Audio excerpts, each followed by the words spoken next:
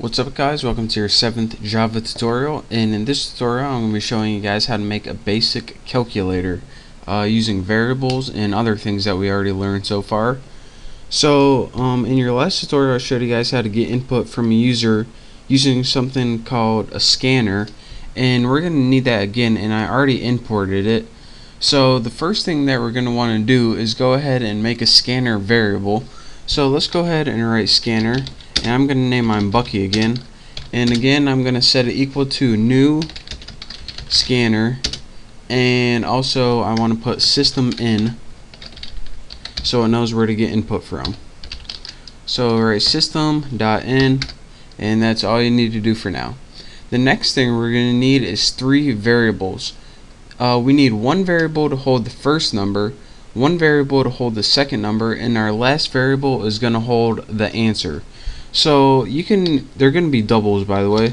So you can go ahead and declare them by writing double fnum for first num. Go to your next line and write double snum for second num. Or here's a neat little trick. If you have many variables of the same type, and by type I mean double or int or something like that, since you have many double variables, you can write them all on the same line. It's a nice little shortcut. So write snum and answer. You can name your variables anything you want. I just usually have short variables since I don't feel like typing a whole lot. So the first thing we want to do on our calculator is just print a line of text that says enter first number so the user knows what to do. So go ahead and you know how to write this system.out.println. Println, and in your parameters just go ahead and write enter first num, and then put a little semicolon right there if you want. And now we can go, once we have that, all this is going to do is put a line of text enter first num on the screen. Now what we want to do is have a way to enter a number and have it stored in fnum. So go ahead and put fnum equals Bucky, and remember this is our scanner variable, and write next double. And that brings me to another point. Now in our last tutorial I showed you guys something called next line, and it was right here, and that was for strings. Each data type in Java, you need to give it its own method, since you need to tell what you're going to be inputting in there so it knows how to save it. For example, if this was strings you're going to input in there, like hello, you're going to put next line, but since we're inputting a number, you're going to want next double, because double is a type of number. So now once we enter this number, and it can have decimal points, it's going to be stored in the variable fnum, and we're going to need that later. So now we have to do this exact same thing for the second number. So let's go ahead and copy this line since I'm too lazy to type it. Where's the copy? There you are at Haas. And next we want to print enter second number. And now we just need to do the same thing. Go ahead and copy this.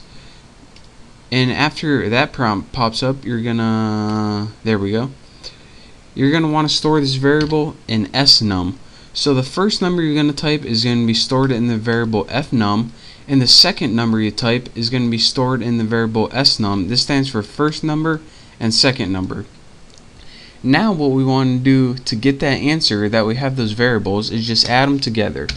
So go ahead and write answer equals, and you're going to want to write fnum plus snum, and now we have whatever number that fnum and snum is going to be stored in answer. Now it's stored in there, but we need a way to output it to the screen to see what it was. So let's go ahead and write system.out.println, and in your parameters just write answer. And what this is going to do is output answer, whatever it was, to the screen. So go ahead and run this program, and hopefully I didn't get any errors. And here's our program right here. Enter first number. Let's do 34.6. Move my cursor out of the way. Press enter. Enter second number. 54.2. Press enter. It's going to give us our answer, 88.80001.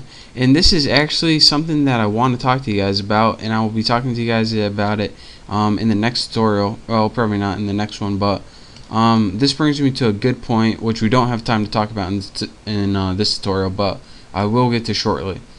So basically what I did, enter first number, entered it, enter second number, enter it, and then it gave us an answer, pretty much. And again, to walk you through this one last time, what I did is import the scanner so I could use the Java scanner. And then I wrote everything in my main function because that's where the computer looks first. The first thing I did was write a variable for the scanner just so we could use it. Next, I made 3 variables that were double, which means numbers. First number, second number, answer. The first thing I did was have a little prompt that said enter first number, just so I knew what was going on for the user. Next, I used that little scanner variable in the next double method to have whatever I typed in the keyboard to be stored in the first number. Then I just had something that says enter second number, and then I had it have the user input something else, and whatever they inputted that time is stored in snum. And then I just outputted whatever those two were added together, the sum of that, and I just printed it out on the screen.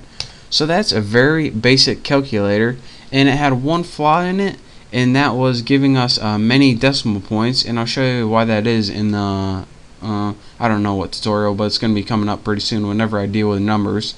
But again, that's a basic calculator. That's how you build it, using a new method called next double that we learned, and also how to combine everything we learned so far and build a functioning program.